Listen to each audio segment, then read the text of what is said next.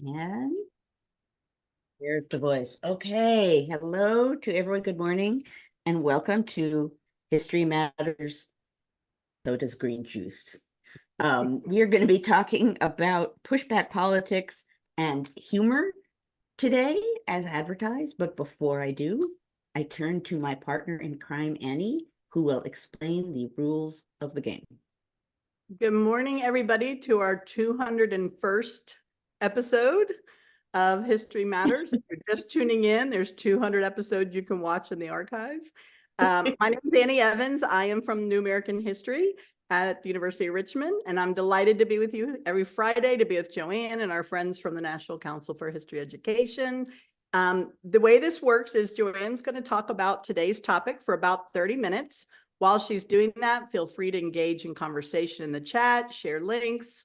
But if you have a question about today's topic, please put those in the Q&A. I'll be back in about a half an hour and we'll entertain your questions. See you in a little bit. Okay. And I will also add, if you are here for the first time, please say so in chat. Make sure you're chatting to everybody and not just to the select few who, I don't know, me and Annie, and tell everybody that you're here for the first time, and you will get a rousing welcome because this 200 plus episode community is an amazing community. Okay. So pushback politics. I talked about this. I went and looked it up. I talked about this, I think, last September, I believe is the date I talked about it. And my point then, because I'm responsible and I went back to see what I said, because I don't want to say the same thing twice. My point then was that using humor to poke at people who are bullies or who are threatening you can be really effective. And at the time, I was pointing to a handful of examples. I think Eric Swalwell and I think Senator Fetterman. I think there were a number of people who, within a small amount of time, which is why the idea occurred to me, were using humor to poke fun at Republicans who were being angry and, attacking in some way. And they were very strategically sort of poking back in a way that made people laugh and tended to diffuse some of the threat or the power or the impact of the person who started the thing out by trying to be nasty or insulting or threatening or whatever. And at the time, I branded that pushback politics. And you'll see if you go back and watch that archived episode, I say some version of, we might be seeing more than this because it's effective, it can be really effective in diffusing attacks. And I'm going to talk a little bit more about that today. But I'm like, maybe we'll see more of this. We probably should see more of this. It can be very effective, and we'll see what happens. And I think, excuse me, now there's been a little bit of an effort, particularly on the part of the Biden administration, to do a little bit of this kind of pushing back. There was a CNN very brief story about it in which his administration actually said, yeah, actually, I mean, there might be more of this kind of, trying to, in his case, very specifically, trying to rattle Donald Trump to get him a little bit off message with humor. And particularly given that Donald Trump doesn't have a lot of humor about himself. So if you're trying to rattle Donald Trump, I suppose this is one way to do it, but it's the same idea, which is the strategic or deliberate use of humor to kind of change the dynamic of a political situation. And according to the CNN story, Donald Trump was a little bit rattled by this, and some of you may have seen this. I went looking for it this morning. So I believe it's on whatever you want to call it, Twitter, the site formerly known as Twitter, which just makes me think of Prince every time I say that. But at any rate, on Twitter, someone posted the little, 20 seconds of the CNN story that says, President Biden is rattling Trump. And then Biden reposted it and put above it, be best. So he took Melania Trump's slogan, anti-bullying slogan, which never really took off because her husband was a bit of a bully, but he basically put it sort of threw more back at whatever the story was about him kind of making fun, poking fun at Trump. So that's in the spirit of what I wanted to talk about today, which is just the power of something that doesn't seem as though it should be powerful. Humor, and not even like mean mockery, just humor, right? Just sort of like pricking the balloons of pomposity and antagonism and seeing what happens. Now, I'm going to talk a little bit about the dynamics of this because it's actually not necessarily easy to do, and it's also not necessarily supremely always safe to do, depending on who you're poking fun at. But here's the interesting thing. So in my little quest to prepare for this episode, what I discovered is not only is this a known strategy, that it actually has a name, laughtivism. Laughtivism, a form of activism. I did not know this. And I believe it's been in the last 8 to 10 years that term has been bouncing around, which I had not come across before, laughtivism. And the idea is very explicitly, and more often it's been applied to other countries, not to the United States, which is, I'm going to come back to that, but this idea that laughter as activism, that it works, and particularly that it works against authoritarians. That is an idea that's been bouncing around, and the person who is kind of at the head of, I don't know if he came up with the name, but he certainly, if you look up his name, you will see a lot about this, and I'm going to say his name incorrectly, but I want to get it here. Okay, because he's Serbian. Srdja, I'm going to spell it, Srdja, Srdja Popovic, Popovic. He did at least one TED Talk on laughtivism, which I watched a little of this morning. He wrote an article on it. He's been quoted extensively on it. And when you look at the TED Talk and they identify who he is, they call him, quote, a revolution consultant. And he's applying this idea about laughtivism as a tool, as a weapon against authoritarian leaders. And he was a co-founder of a Serbian movement. Again, I apologize in advance for all of the ways in which I'm totally doing a disservice to all of these words in a foreign language. Otpor, O-T-P-O-R, exclamation point, which was a Serbian resistance movement that was explicitly using humor to try and smack at, in their case, the Serbian president Milosevic.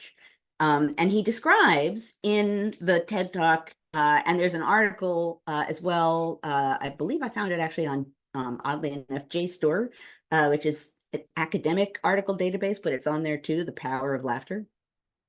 He describes how his organization, Otpor, to smack at Milosevic, I'm sorry, they didn't know what to do. They didn't want to do something, obviously, that was going to get them in trouble. So what they did was they got a big oil drum and they put Milosevic's face on it, a picture of his face, and they put a bat next to the barrel and just left it in a very public space and walked away from it.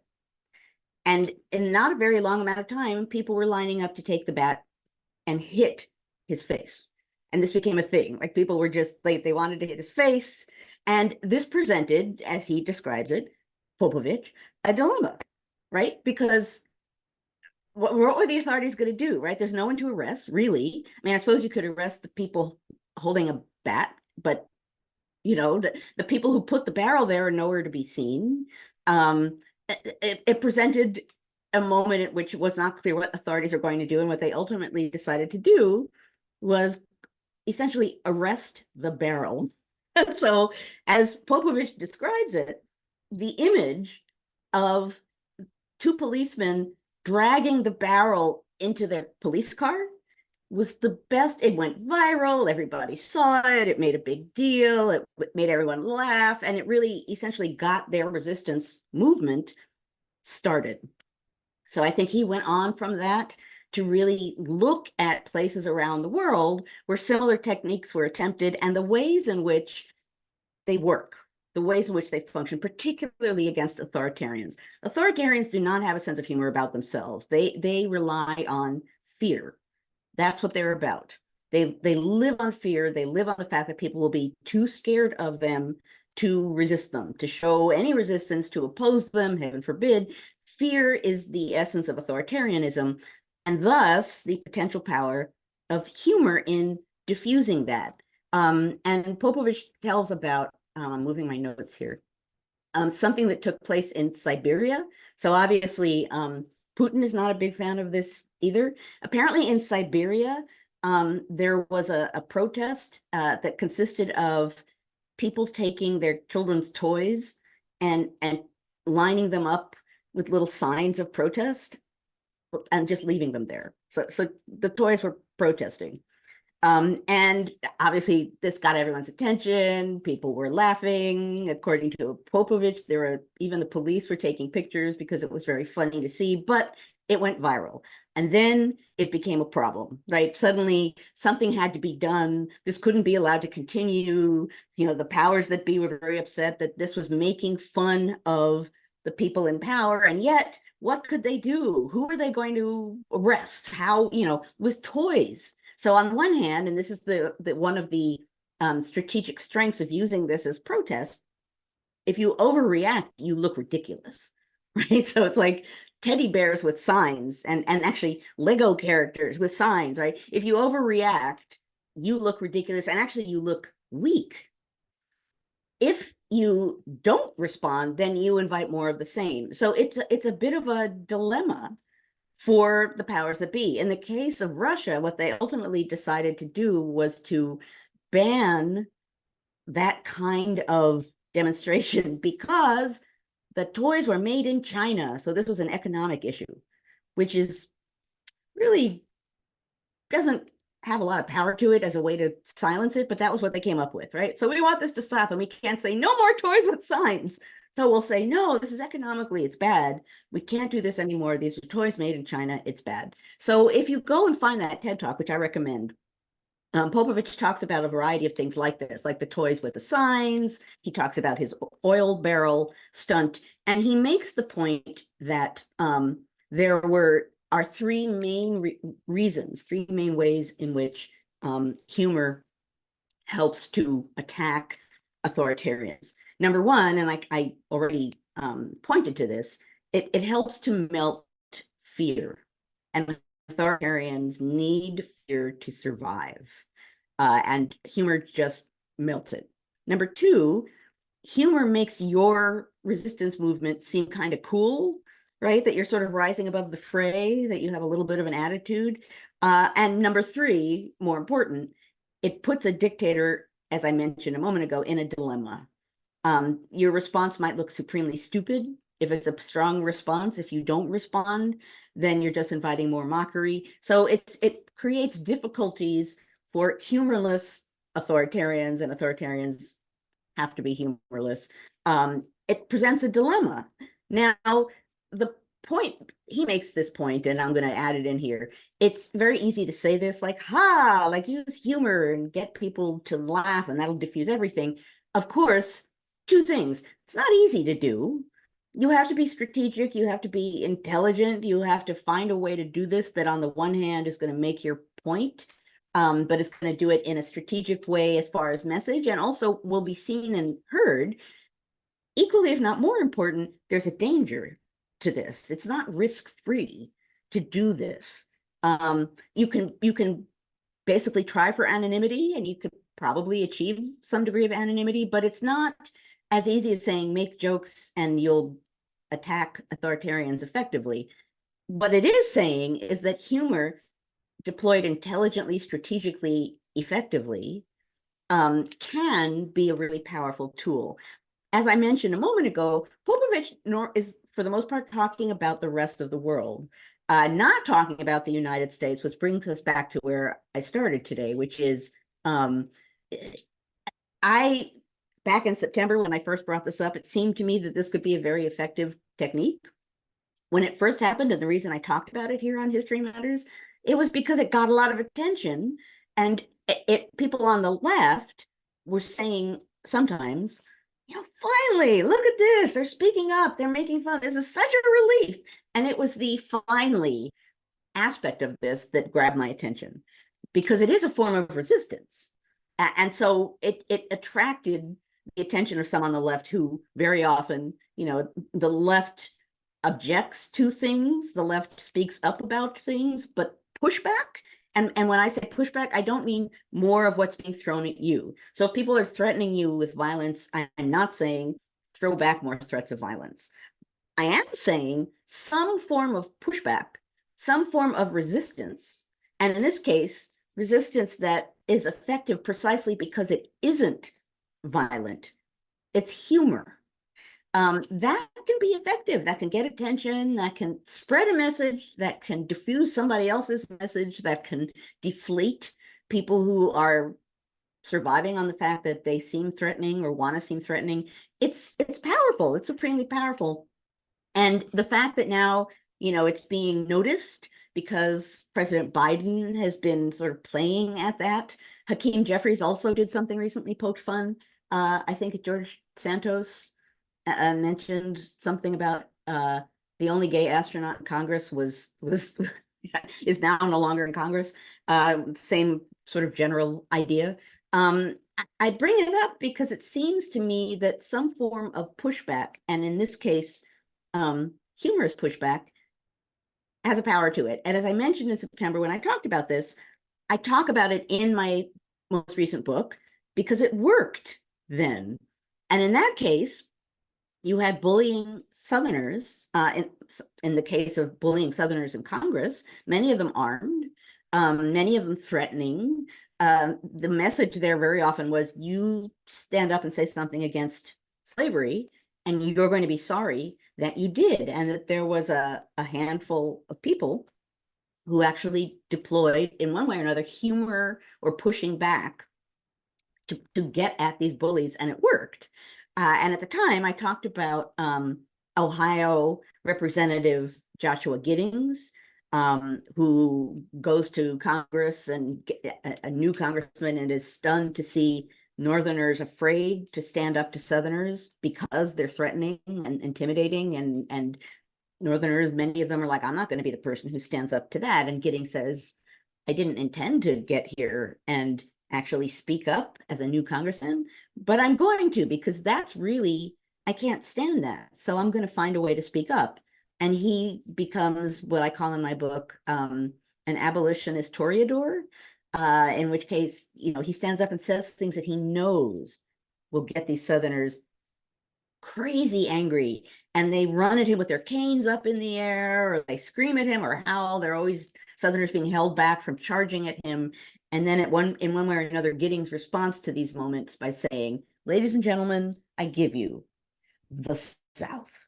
And so again and again and again, he sort of provokes the South into showing what he then essentially labels barbarism. Like, look at these guys. Like, I just made a comment. I just used a word, and look at them. They're going crazy. It got attention. It was effective. I also talked at the time about John Parker Hale, the New Hampshire congressman, senator, and he was well known for his humor. He was just known as a funny guy, kind of a jovial, funny guy, but he really effectively used humor to deflate Southerners. Again, he's an anti-slavery member of Congress, and humor as a weapon was very specifically and most effectively used by anti-slavery members of Congress, because they were the ones, they knew they were going to be up against these bullying, threatening, often potentially violent Southerners. They were very deliberate in using humor to deflate those individuals, and it worked. And I'll repeat the story only because I love it so much. I told it in September, but it shows this to perfection. And this particular debate wasn't even necessarily about slavery, but someone accused, a Southerner accused Hale of pandering, I believe, to Catholics. And Hale responded to this, not by getting angry, but by asking someone to bring him a dictionary, one of the pages to bring him a dictionary. And the page brings him this big dictionary, which he opens at his desk, and he looks up pander. He says, pandering. Let's look this up. Like, exactly, is that the right word? what exactly does that mean? And he reads the definition. So that's the right word. Let's look at some of the examples here of how pandering is used in a sentence. And he makes this, he reduces the Senate to laughter. The person who accused him of the insult, just is sort of, I'm going to sit down now. Like, so much for my like red-faced outrage. Like, now everyone is laughing. Very effective use of laughter, humor, to diffuse the fear that someone was trying to use to take control of a situation. So that happens again and again and again in the antebellum Congress, and it's effective.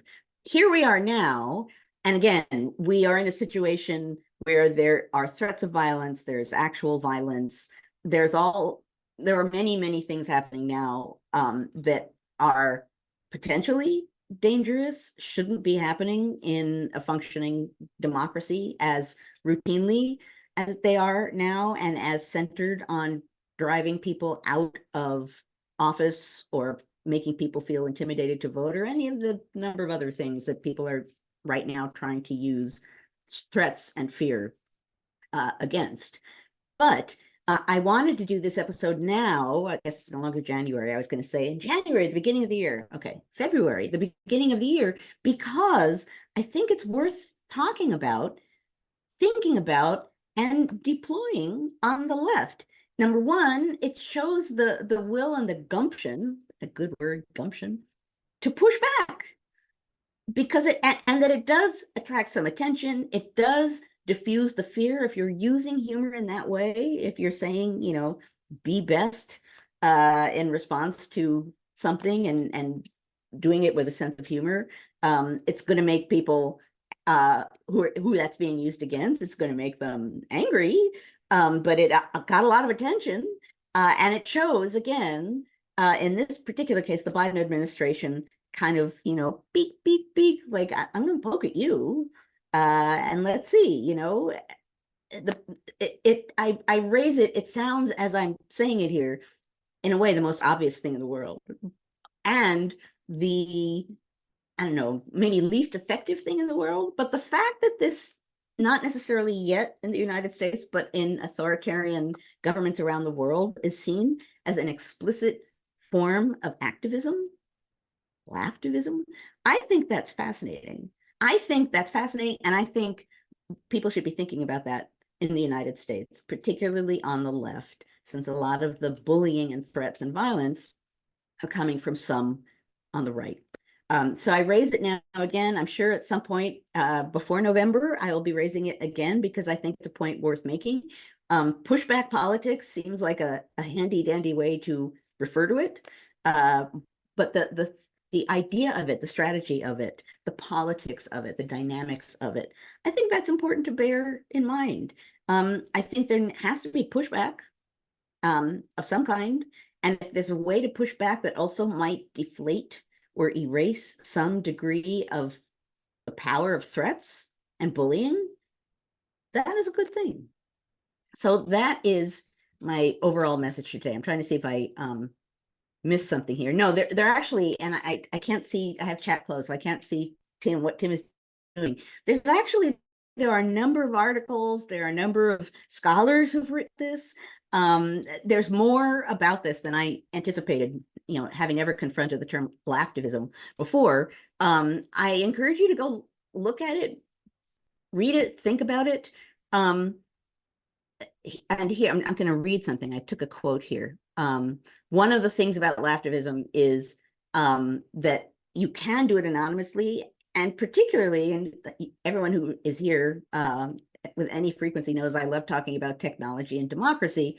One of the things that the technologies that we have now, social media, et cetera, that they allow you to do is to spread this form of humor pretty effectively, pretty quickly, if you want to, and again, with relative anonymity. So there's all kinds of risks involved in this. I'm not saying like everybody chime in and be funny, but the idea that can be an effective way of pushing back against bullies, against threats, against people who rely on fear for power, that's an important thing to bear in mind. Okay, I'm going to remove my notes here. Mug, I see just in time to see the mug. Okay, I'm gonna open this up.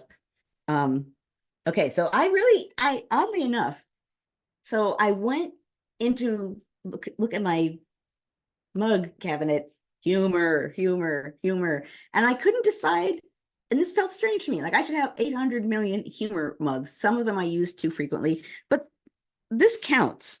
And I don't think I'll hold it up and then I'll say what I don't think. This is a Carolee mug for sure. The mini brains of Dr. Joanne Freeman. That was an excellent example of humor, but the brain that isn't there, it has Fresca brain, jingle brain, non-historian citizen brain, popular culture brain, founder brain, quote brain. Humor brain is not quite here. So this is humor in and of itself, but I would add humor brain. Maybe my entire brain is humor brain. I don't know. Maybe that's the point. I don't know. At any rate, and on the back, as ever, it has examples of my different brains. It says historian brain. It tweets historian brain. This is fascinating. Non-historian brain. Ah! She nailed it. That's it. And then it has the jingle for double mint chewing gum, which I will not sing now, but I could. If yeah, I won't. Maybe during the after party. But at any rate, Yeah. humor. Okay. Humor. Okay, our good friend Gloria is back with us. I had missed her the last couple weeks. Wondered, I don't know if you were traveling, Gloria, but we missed you. And right out of the gate, she's got a great question. She says, I remember when the women's movement was accused of being humorless. Are there examples of the left being authoritarian? How about college protesters that don't tolerate anyone that they dispute? Well, I mean, it's a big question because there are a million different ways in which one can protest. And not everyone on one side or the other is going to be dealing with humor or is going to feel that an issue has humor, and not all issues should be approached with humor. That's an important point to make here. There are certain issues, and I'm sure we can all think of some right now, that I would not be comfortable with people making fun of. What I'm talking about very specifically is if you're confronted with someone who is banking on fear, that one way to diffuse that fear is to use humor. So that's a good question, Gloria, because I'm not saying just laugh at everything, because that wouldn't be appropriate. And there are any number of ways in which I can imagine being profoundly offended if humor was brought into a situation. But in the case of someone being threatening and trying to silence anyone saying anything about them, humor can be one way to say something that doesn't feel threatening. Tim, yep. That might not actually be the one that was in my head. It is not the one that's in my head, but thank you, Tim. The Devilment jingle. At any rate, I think it's an important point to make that it is not right for every situation. It is not right for every topic. But particularly in the realm of what I talked about today, largely with authoritarianism, which is people who have power and do not want to be made fun of and like people to be afraid of them, and that's how they maintain power. Humor is really, really effective. So people trying to instill fear, humor is a very, very effective counterpart. Yeah. And she also wanted to ask if laughterism is spelled Laughterism. That's my take on it. The word laughter with ism tacked on at the end. Let me look, because I actually thought about that too. Laughtivism. It's laugh, T-I-V-I-S. Oh, okay. Laughtivism. Okay. Laughtivism. Yeah. All right. Good question, because I had to go back and check the spelling before I wrote my notes. Okay, Gloria, I put it in the chat, so hopefully we got that one. Great question to open with, Gloria. We appreciate that. Okay, Dave, our good buddy Dave asks, what are some examples of humor involving the founder blob? Which group was funnier, Federalists or anti-Federalists? Oh boy. Wow. I actually, in that case, I don't think humor picked sides in that case. Because I once wrote a paper on Alexander Hamilton's sense of humor. He did have one, even about himself sometimes. There's a series of books. There's a book, I think, oh, this is going to be a totally, Gloria says Jefferson is humorless. He tries to make jokes, but they're sad. I'll come back to that momentarily. Didn't you There's a originate the dad jokes? pardon? Did Jefferson originate the dad jokes, or was it worse than that? No, it's worse than that. It's worse than that. It's way worse than that. You can see him in some of his letters, particularly to women, trying to be like witty, and it's like, oh, Yeah, teach. yeah. Like There's some other issues there too. yeah, there's all yeah. So no, he's not. John Adams has big points for John Adams. He does maybe have the best sense of humor. There's a book called, I believe, George Washington Laughing. And it's a book not really of George Washington being funny in any way, but of him laughing at other people's jokes. I believe someone will be able to find this and see it. But there was definitely was a lot of humor. It's quirky. I don't know if anyone here has read Tristram Shandy by Lawrence Stern. It's a really weird kind of postmodern 18th century book, wildly, wildly popular. And it's full of humor, but it's really weird late 18th century humor. So like, I thought it was hilariously funny. And I took it, I read it for an independent study course in grad school. And I said the professor who I was studying with, like, I found it funny. And she's like, you're in the right field if you're finding this funny. But like, you know, it made fun of things, again, made fun of pomposity with humor. So for an example of sort of satire, again, that's an age of satire, and satire is humor. It's just not the sort of slapstick humor. Yeah, there was definitely humor, but the sort of undercurrent of that question with the founder blob, there are a lot of humorless founder folk, but the other thing is they don't record their jokes. So like there's some record somewhere of John Jay telling a risque joke, but he doesn't record the joke. So we know he told it, but we don't know what it is. So there's probably more humor than we might expect, but you wouldn't necessarily put that in writing.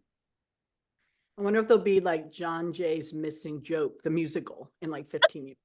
So, well, again, we already have been preempted with Lego jewelry. So, but you know, it is a great age of satire, and satire is a really pointed form of humor, and that is also a great age of you know, form and structure and propriety, and it's the same dynamic as to why satire would have been so effective at that era.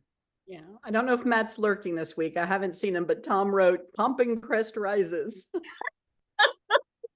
Roxana Wilhelmina Pompadcrest. Yes, indeed. That well, and that's a great example, yes, of humor.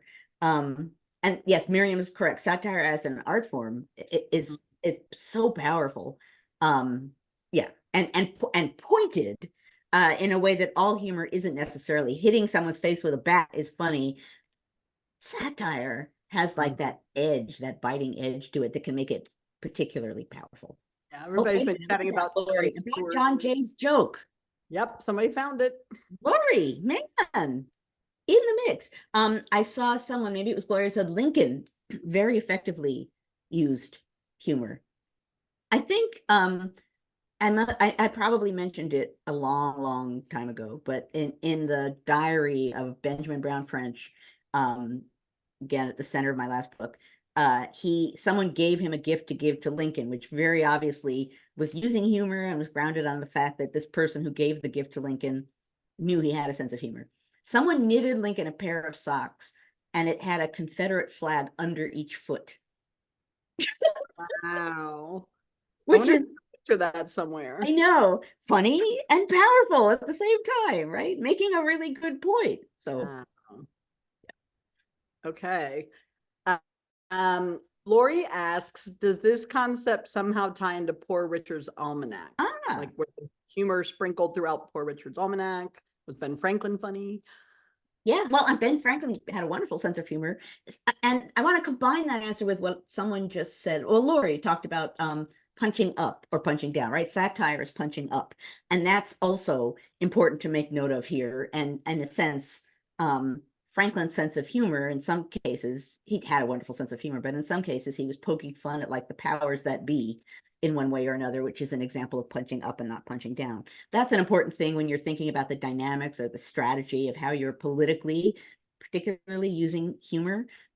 Who you are versus who your target is important too, because punching down can just end up being mean, right? And not funny. So it sounds deceptively easy to say humor is great against authoritarian personalities, which it is, but you have to be really intelligent in how you use it. I would really recommend the writings and the TED Talks of Popovich, if I hope I'm saying his name correctly.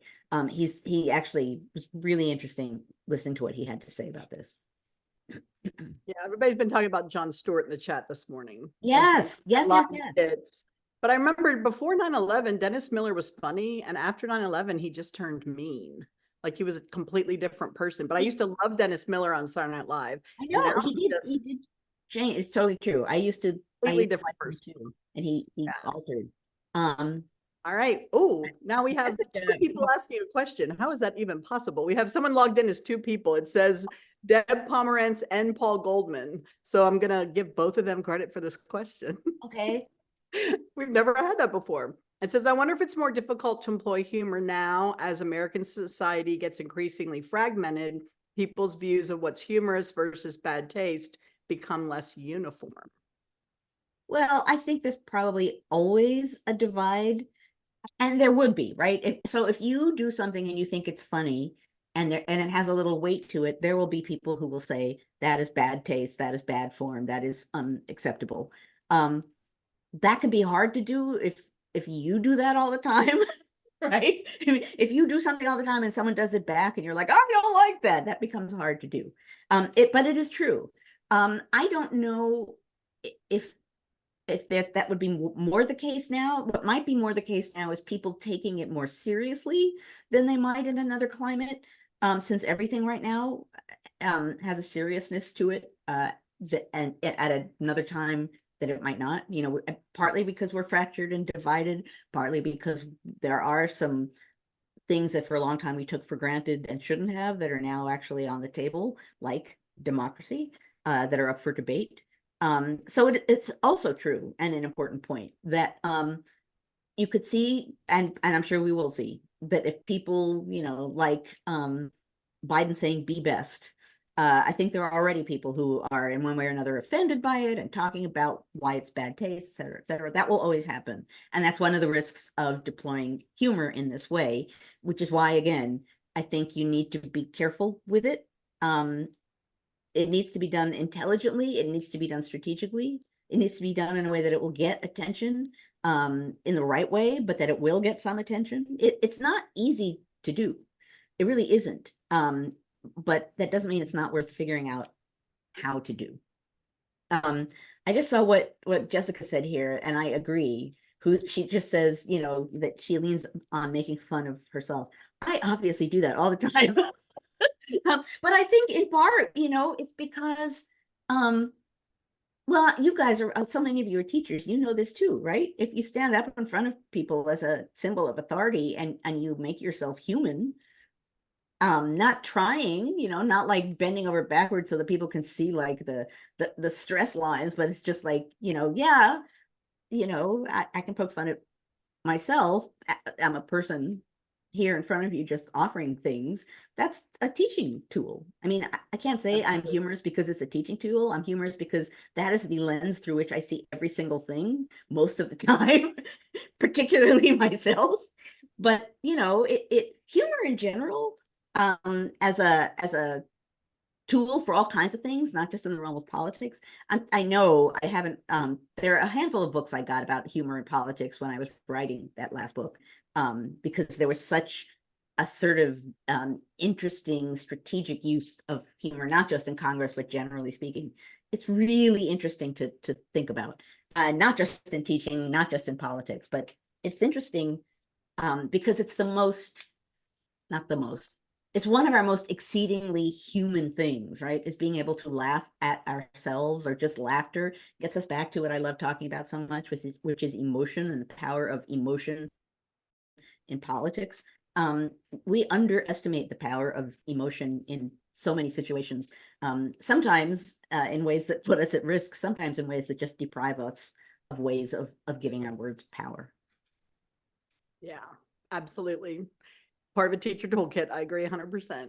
Okay, our good buddy Rich Houston. Good morning, Rich. With all the misinformation out there, it seems humor is particularly effective in pointing out the absurdity of the lies. Do you think the return of Jon Stewart, who's really good at that, might make a difference? Do you have any predictions there? I mean, I don't know. It could, I know that there have been many times when I thought, if Jon Stewart were here, he would like boop, like put his finger right on the thing that needs to be said that would highlight the utter ridiculousness of a moment, right? And would make it hard to unsee the utter ridiculousness of a moment. But I don't know, I would predict he might. I'm happy. I'm pleased at the idea that he's coming back, because that's right along the lines of what we're talking about here. He could be, and always was, someone who really effectively, because of his kind of dry delivery, and the fact that he clearly is someone who's extremely intelligent and is using that intelligence well. He There were so many times in which he just said some dry comment, and instantly the utter ridiculousness or stupidity of a particular moment. Not that you didn't know that before, but then it became unavoidable, right? Suddenly you were like, actually, that is really ridiculous. So when someone can effectively point that out, that's important. And right now, I think that's in the realm of pushback politics. That could be particularly important. So I'm glad and I'm really looking forward to seeing what that becomes. Yeah. Carolee asked if you ever heard a joke about Bruce Springsteen. Good one, Carolee. She actually is asking, are there any authoritarians or authoritarian leaning folks who had a good sense of humor and themselves used laughtivism that it was harder to throw off? Repeat the question for me. She wanted to know if there were any authoritarian leaning folks who had a good sense of humor, who themselves used laughtivism, and she put and harder to throw off. I'm not sure what she meant by that part. Well, Maybe probably were harder to defeat, I'm guessing, if they were able to use laughter. I actually offhand don't know. I haven't had to focus on authoritarians very much before recent years. Someone out there might know, but generally speaking, authoritarians really, they live on fear. I'm sure there are some with a sense of humor, but it might be a very like narrow sense of humor that only allows certain things to be laughed at. I mean, that is that is a tool of abusers, right? One of the things that they do is they say something mean or cutting or nasty, and then if you object, they say it was a joke. Ha ha ha. And you don't have a sense of humor if you're not laughing. I mean, there are ways in which you can deploy this that really it's not humor. It's in this case pretending that something is humor when really it's just an insult or a slap. So that's, I guess that needs to get thrown in the mix. That can be really effective, right? If someone says something nasty about you and you protest and they say, I was just joking. Don't you have a sense of humor? That has happened to me many times. And it is, I don't know if that formally counts as gaslighting, but you begin to believe that you don't have a sense of humor if someone does that often enough. But that's a person who isn't actually being funny. That's a person who's still relying on fear and meanness and pretending that it's humor. Rabbi Beth pointed out Mel Brooks sometimes pushed the envelope in that way, and some people thought it wasn't appropriate, but well, but I didn't think to look that up, but he has said interesting things about humor and Nazis, and about very deliberately turning humor against Nazis, and that's the best way to get at them. It's some of the same logic we have here. I'm sure someone can find this, but he's talked about that as a deliberate form of using humor as a kind of weapon. Trying to catch up with the chat. You guys are. I know, it's so fast. Okay, so we have a couple more questions. I think we can squeeze them in. Okay. Our good buddy Miranda Bailey Peets, who has a new job at the Illinois Historical Society, and we're all celebrating that. Miranda asked, who was the dirtiest founder in terms of using swear words, body humor, that sort of thing? Were there any like really naughty founder? Swear words. Well, again, the thing is, they used swear words, but they didn't write them down necessarily. You know, so I found some in my research. I found someone who said, let's see, I think they accused the powerful George Clinton, the New Yorker Republican George Clinton, and somehow whenever he's referred to by historians, they call him the powerful George Clinton. I don't know why. But then at one point, he used the phrase, kiss my ass and go to hell, but the way it was transcribed was kiss my A and go to H. So that they didn't want to write down the bad words. That sounds like a middle school kid passing a note in class. It does. Kiss my A and go to H. They did. But the question about what people sounded like versus what we think they sounded like and what people put on paper or not, that's another interesting, totally different topic from what we're talking about today. But yeah, they were using ripe language.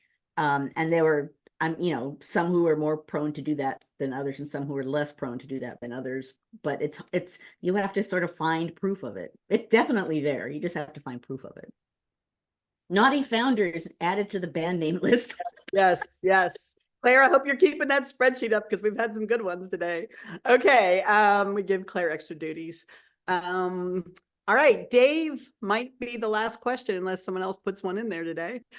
Dave asked, anybody in the History Matters community who are knitters could knit some, oh, he wants to know if someone knit Biden some of those socks you were talking about for the State of the Union. That would be so funny if he took his shoes off and showed.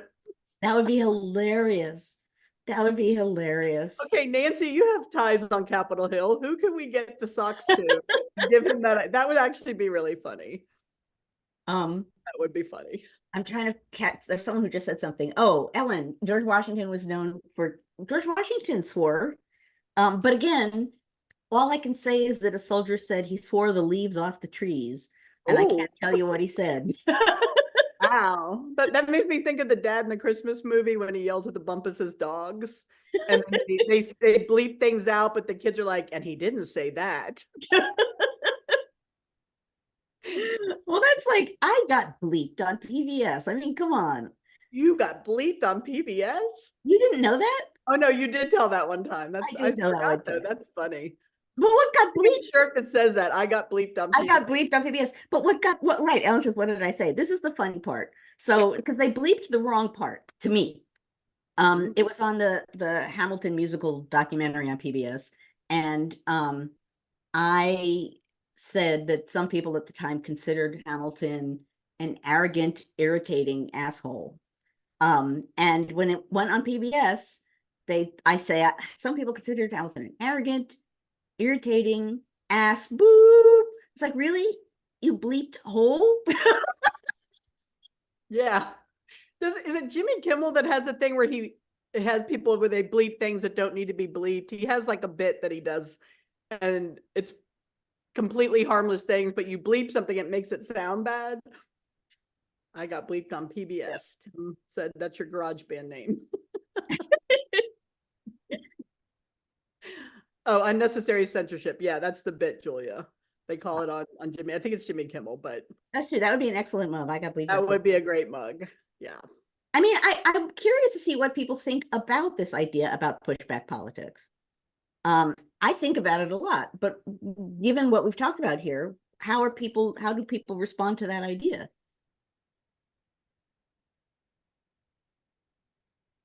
All I got is, yeah, Kimmel and unnecessary censorship. I'm really curious. Is the Three Stooges.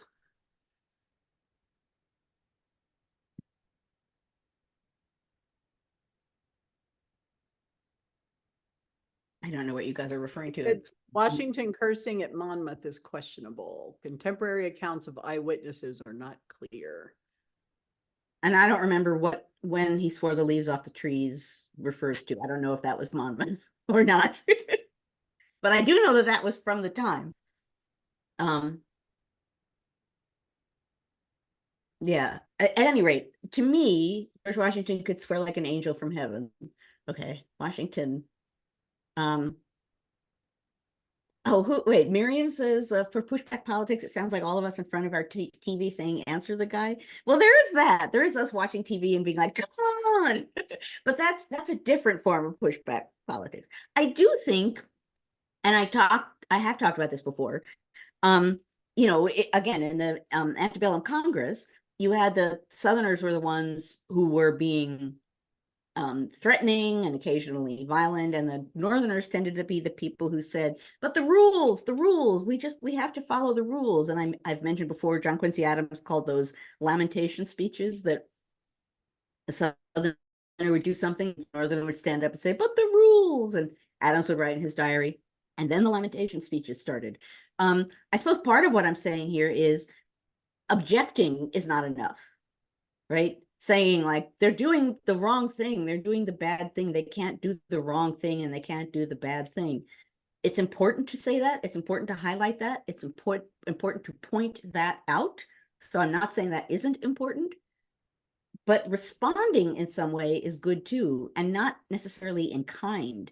You don't want to just pour more fuel on the fire by just being threatening back, which is why, the idea of humor as a weapon can potentially work.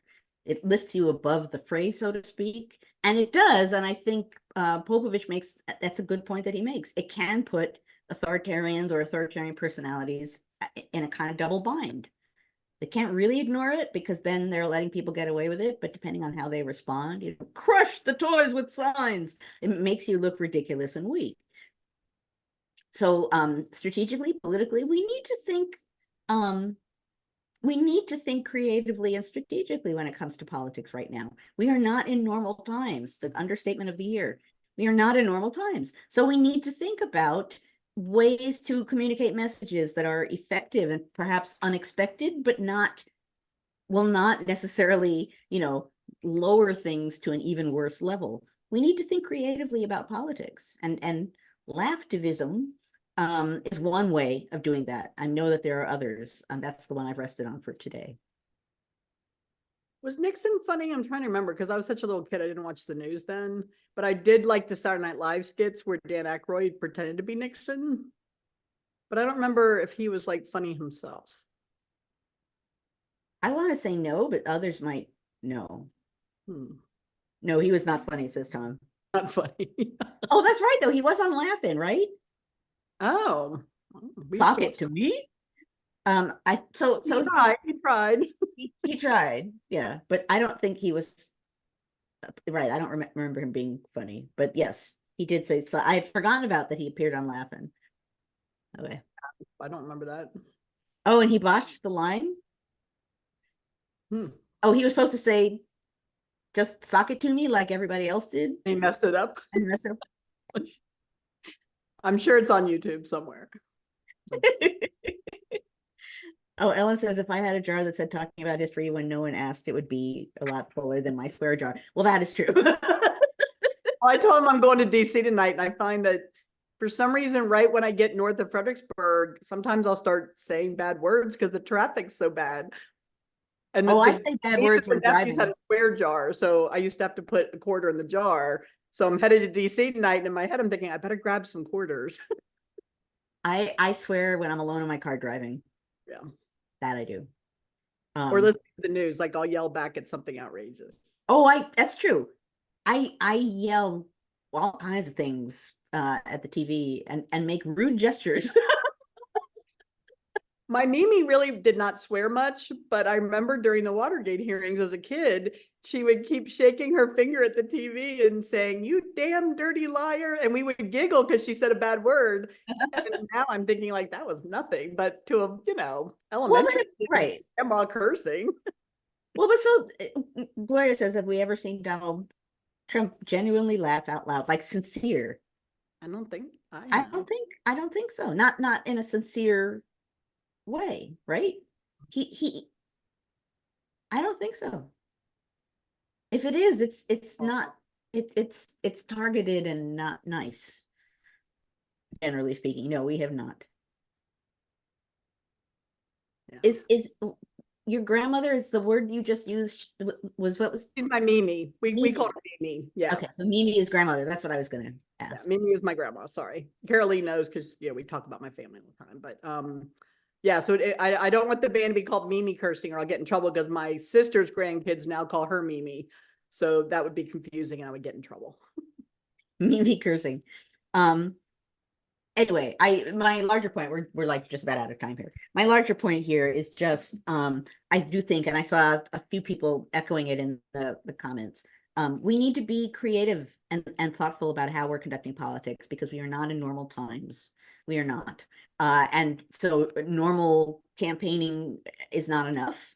I don't have the answer to what is enough, but this is just one example of ways in which we need to think about what might be effective right now, and what might be effective in non-threatening, non-violent ways, things that can have a real impact, and can do so in a way that's proactive and protective and not, violent and threatening. And I think that's possible. I just think we have to think about it and do it. We are in abnormal times. That's a Mel Brooks moment. I have a Mel Brooks story I can tell during the after party, but okay, so we are at time. So let me explain what's going to happen next. We are going to segue into the after party. What this means is that we will no longer be recording, so that we can be even freer and easier than we just were in that hour. If you beamed in through the NCHE website, all you need to do is stay right where you are, and poof, you will be in the after party. If you are watching us from Facebook, you need to leave Facebook and go to ncheteach.org/conversations. That's ncheteach.org/conversations. And then you two will be in the after party. I want to thank you as ever for coming here to our 201st episode. It'll be no time until I totally forget what episode we're on, and I'll just be saying 200 plus. But right now I can remember 200 plus one. Thank you for being here with us. And I hope to see all of you as this year goes on, because boy, we're gonna have a lot to talk about this year, folks. A lot to talk about this year. I want to thank you for engaging in the conversation of democracy on a Friday morning, as you always do. These conversations matter. We get to ask questions. We get to think about what we need and what we want, and doing it as a group has a power to it. I want to thank Annie. I see Jessica's lurking down there too. Jessica and Claire and John for making this possible as ever, and being in one way or another my partners in crime. And I want all of you guys to have a really wonderful week. And who the heck knows what we'll be talking about next week, because with any given moment, there's some new thing to talk about. So I can't even predict what we'll be talking about next week. I see Carolee saying Donald Trump's niece says she's never seen her uncle laugh. Sad. That is sad. That actually is very sad. And that means something if I'm saying poor Trump. I can't say I've thought that very much. I like the Grinch, like. At any rate, okay, let's segue into the after party. And those of you who do not stick around, we'll see you next week.